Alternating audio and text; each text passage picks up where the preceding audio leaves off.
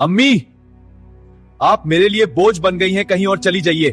माँ की आंखों में आंसू आ गए और जाते जाते उसने बस इतना कहा, अल्लाह तुम्हें भी ऐसा ही बेटा दे। सालों बाद बेटे के साथ ऐसा हुआ कि आपको भी एक सबक मिलेगा। एक शहर में एक लड़का अपनी बूढ़ी माँ के साथ रहता था। माँ ने पूरी जिंदगी अपने बेटे के लिए कुर्बान कर दी थी। खुद भूखी रहकर उसे खिलाया, अपनी नींद छोड़कर उसकी परवरिश की।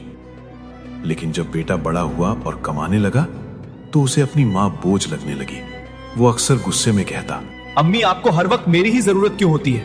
मैं भी अपनी जिंदगी जीना चाहता हूँ। बेचारी माँ खामोश हो जाती और बस अपने बेटे को देखती रहती। एक दिन बेटा बहुत गुस्से में था। उसने अपनी माँ से कहा, अम्मी, अब आप किसी और जगह चली जाएंगी। मैं अब आपकी जिम्मेदारी नहीं उठा सकता। ये सुनकर माँ की आंखों में आंसू आ गए। जाते जाते उसने बस इतना कहा, बेटा अल्लाह तुम्हें भी ऐसा ही बेटा दे जो तुम्हें उसी तरह महसूस कराए जैसे आज तुम मुझे करवा रहे हो। साल गुजर गए।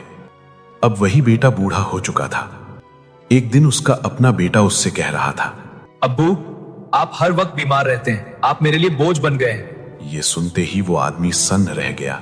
उसे अपनी माँ की वो बद्दुआ याद आ गई। वो रो पड़ा, लेकिन अब बहुत देर हो चुकी थी।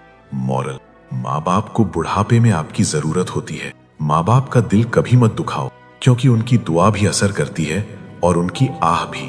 अगर आपको भी लगता है कि माँ बाप का दिल कभी नहीं दुखाना चाहिए तो कमेंट में लिखिए अम्मी, और इस वीडियो को किसी ऐसे इंसान को जरूर भेजिए जिसे ये कहानी सुननी चाहिए।